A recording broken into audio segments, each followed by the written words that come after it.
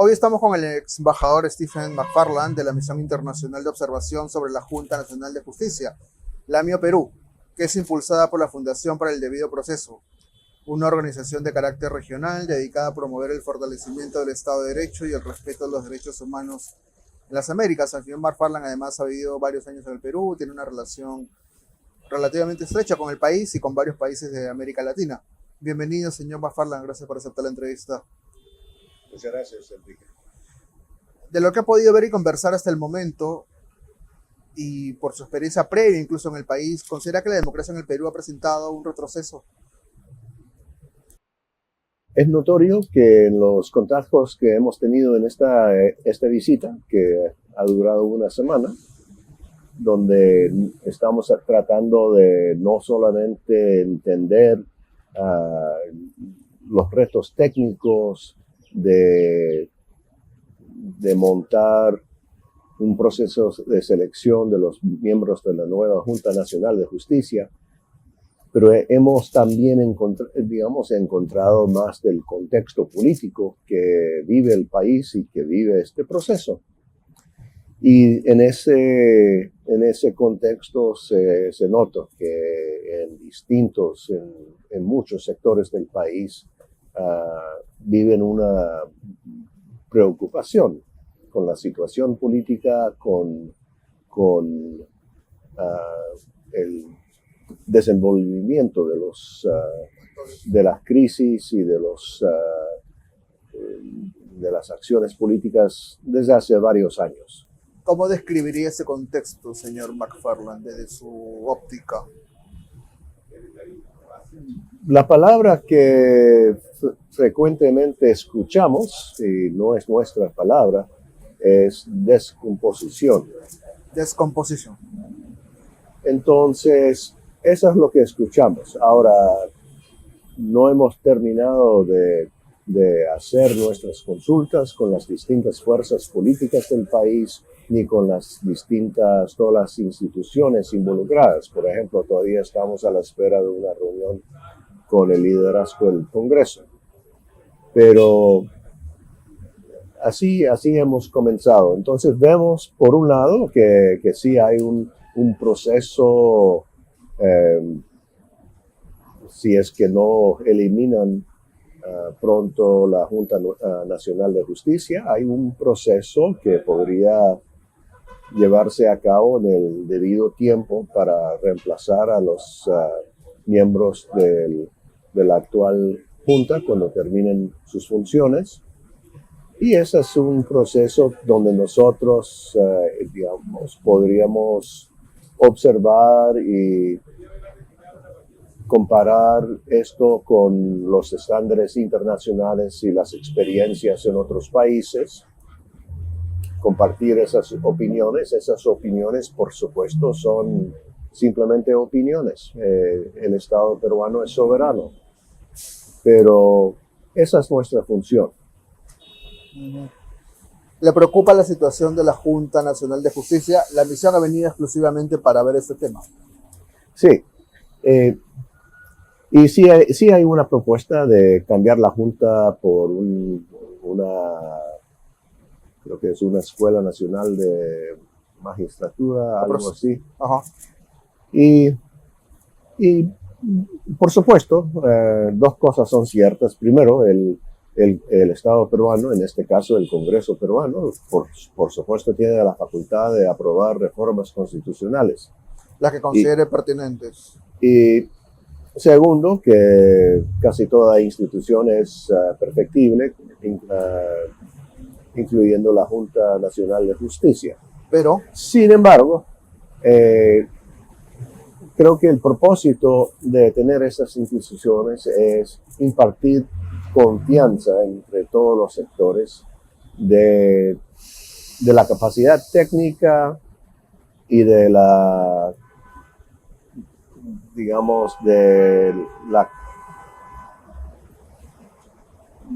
cualidad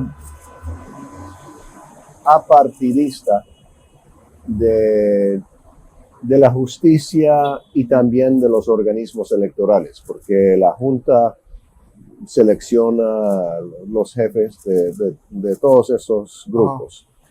Y entonces yo creo que cambiar ese sistema que fue producto de un gran debate y referéndum popular que ganó por amplia mayoría, creo que hacerlo apenas 6 meses antes de que termine el mandato de la actual junta, yo creo que eso genera preocupaciones. Precisamente uno de los argumentos para criticar a la Junta Nacional de Justicia es que se dice fue un invento, entre comillas, por supuesto, del expresidente Martín Vizcarra. ¿Qué piensa de este argumento usted? Bueno, yo creo que todas las instituciones se pueden derivar en algún momento a los políticos que las propusieron. Y uno podría decir que la Constitución del 93, bueno, es del señor Fujimori. Y tendrían razón, pero no por eso, no por eso deja de ser estas instituciones o constituciones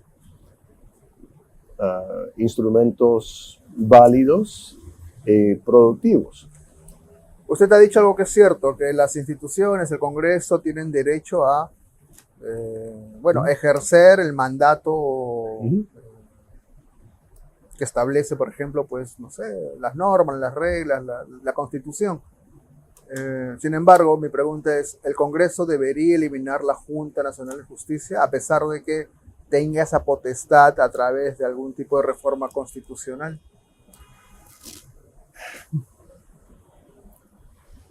Yo me resisto a decirle qué deberían de hacer. Solo expreso que si el objetivo es inspirar confianza en la independencia de las autoridades judiciales y en la independencia de los otros organismos electorales, Jurado Nacional de Elecciones, ONPE, RENIEC, que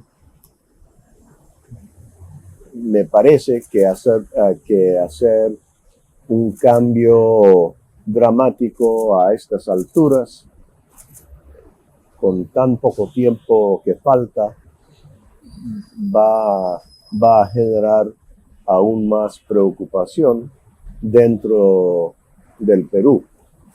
Y eso también repercute más allá del Perú, con todos los países y todas las instituciones multilaterales con las cuales el Perú tiene relaciones. ¿Ha recibido algún tipo, durante la visita, de preocupación por la actuación del Congreso de la República? Bueno, sí, nos hemos reunido con distintos sectores y algunos sectores sí han compartido sus críticas hacia el Congreso con respecto a primero el intento de remover a todos los miembros de la Junta Nacional de Justicia y luego de remover a 2, produciendo problemas de quórum.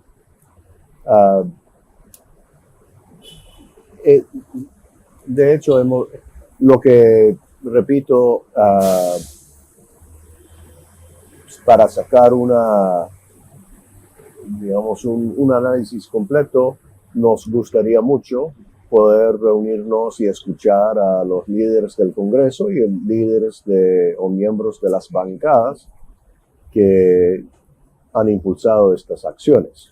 Se lo pregunto porque también, en paralelo a lo de la Junta Nacional de Justicia, y aunque esto no ha sido motivo de la visita de ustedes, sí tiene relación, quiero decir, porque en paralelo, digo, también ha habido un ataque contra las instituciones electorales, ONPE, Jurado, sí, principalmente. que también proviene de buena parte del Congreso, que es el mismo que se está movilizando contra la Junta Nacional de Justicia. Entonces lo que uno percibe en realidad es el comportamiento de un sector del Congreso, y estas son palabras mías, no tienen que ser las suyas, profundamente antidemocrático en ese sentido. Por eso le preguntaba qué pensaba de la actuación del Congreso en todo caso. Entonces, la pregunta sería... ¿Qué piensa usted de esta reacción que tiene el Congreso, ya no solo contra la Junta, sino además contra los organismos electorales? Sí. Bueno, digamos, para la misión, como la Junta Nacional de Justicia selecciona o ratifica, o como pasó hace 2 días, deja de ratificar a miembros de estos organismos electorales, la parte electoral es muy evidente que este proceso de reemplazar a los actuales miembros de la Junta afecta no solamente el proceso de luego nombrar a los altos magistrados de la Fiscalía y del Poder Judicial, sino también el nombramiento de los directores de los organismos electorales. Entonces, se entiende que eso es mucho poder, y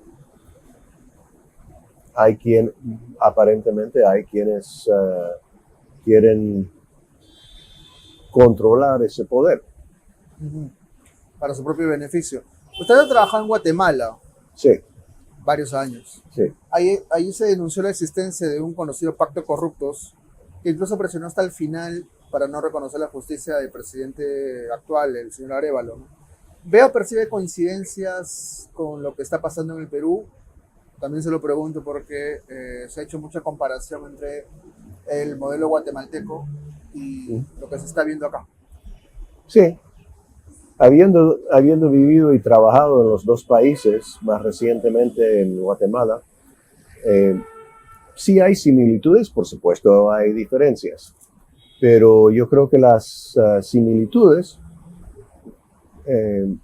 por lo menos en Guatemala, hubo una descomposición del sistema político, aumentado bastante por la creciente corrupción y el copamiento de instituciones del Estado que deberían estar bloqueando esa corrupción.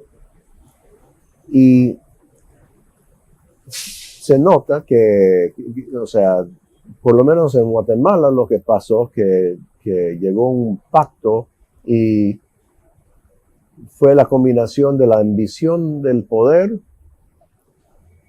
con la corrupción, no como un pequeño problema, sino como el eje organizador de la política en Guatemala. Se combinan esas cosas, y una de las cosas también se ve que la sociedad civil y la prensa se vuelven víctimas. Entonces, hoy por hoy hay quizás 50 magistrados, jueces, fiscales, periodistas y miembros de la sociedad civil que están asilados en otros países porque temen que les metan en la cárcel. Eso es la otra cosa, es la judicialización de la política. Entonces, si uno tiene un ministerio público con un control desenfrenado, entonces puede investigar, enjuiciar a cualquiera, a veces no con la finalidad de poner a la persona en la cárcel, sino de simplemente decir, ¿sabes qué? Tenemos esto en tu contra, cállate mejor. Claro. o ya, o sea, métete en el grupo, métete, o sea, no hagas problemas, oye. Entonces, y en casos extremos, porque si hay periodistas que no le hacen caso, los meten en la cárcel, como el Chepe Zamora. Entonces, percibe similitudes. Yo creo que hay similitudes, yo creo que hay algunas cosas que han pasado en Guatemala que todavía no han llegado a producirse acá. Yo creo que sí hay, la combinación de fuerzas es distinta en el Perú. Pero yo creo que Guatemala es una advertencia hacia todos los países de América Latina de lo que pueda pasar si el, si el crimen organizado y la corrupción capturan las instituciones del Estado. ¿Qué similitudes percibe? Porque me ha dicho que hay similitudes, pero no me ha dicho cuáles. Yo creo que la polarización,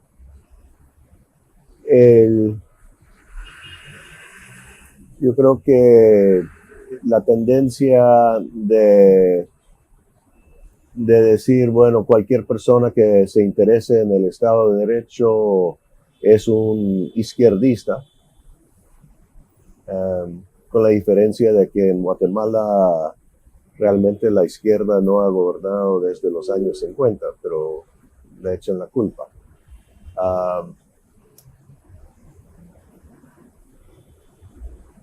El acoso a los periodistas,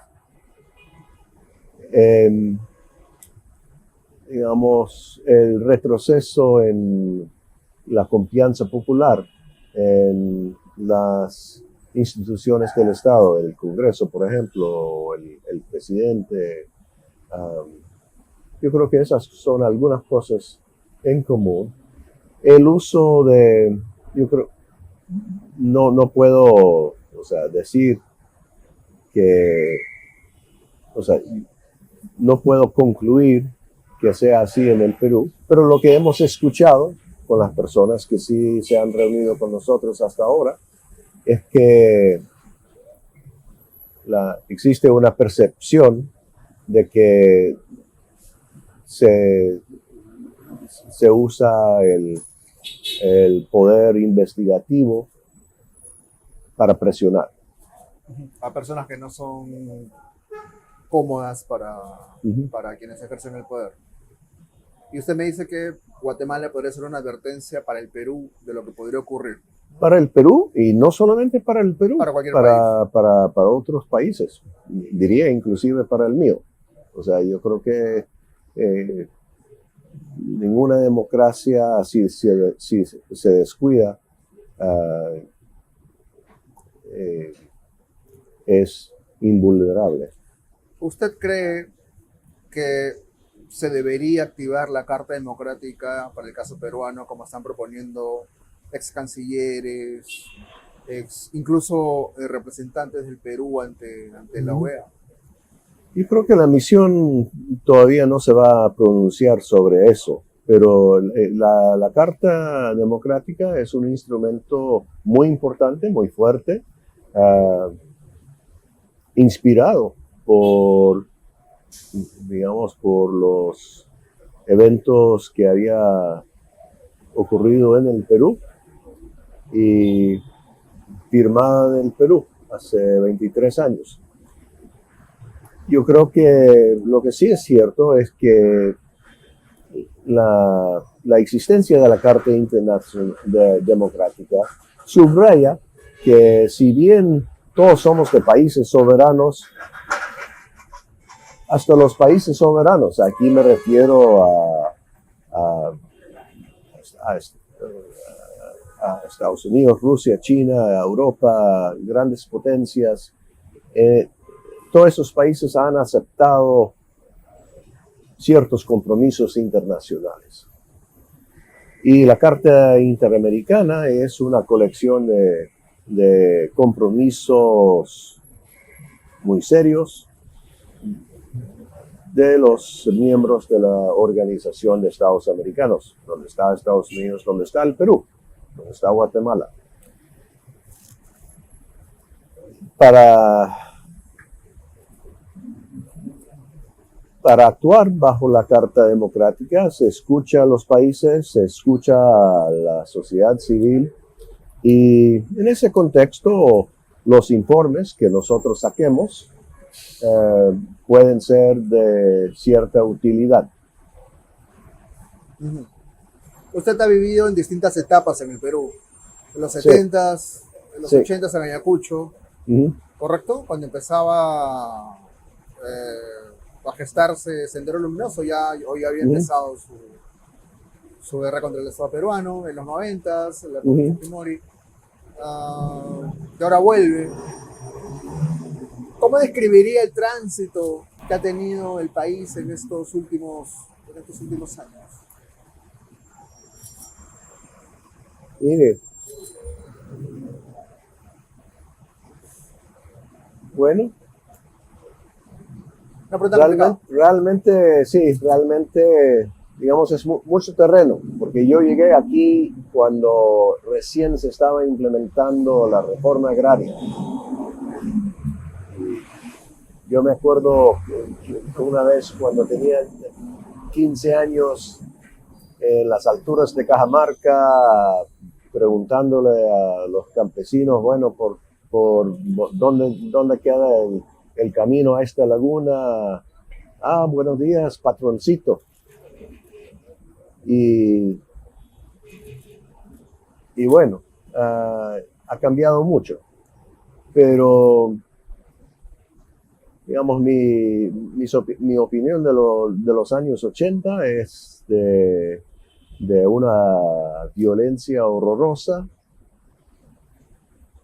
que probablemente se hubiera podido, si no evitar, por lo menos reducir las consecuencias fatídicas. Pero bueno, terminó. Mi desilusión es que no se haya podido construir mejor las instituciones democráticas y los valores democráticos ya después del periodo del presidente Fujimori. Ahí fallamos.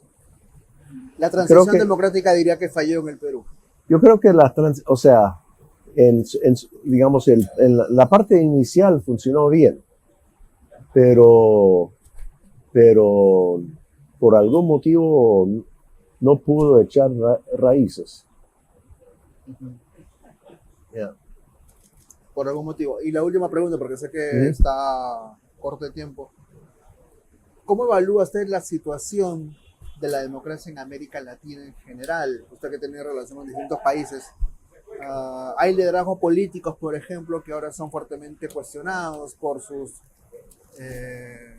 relaciones complicadas precisamente con las raíces democráticas, con las instituciones democráticas, con el propio sistema democrático en el fondo. Por ejemplo, casos como el de Bukele en El Salvador, etcétera, que son políticos muy populares, pero que también tienen una relación muy particular con lo que usted denomina instituciones democráticas.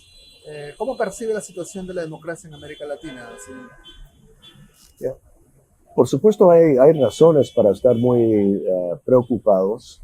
Por ejemplo, si uno se basa en las encuestas de confianza popular en la democracia, usted mencionó el caso El Salvador, donde un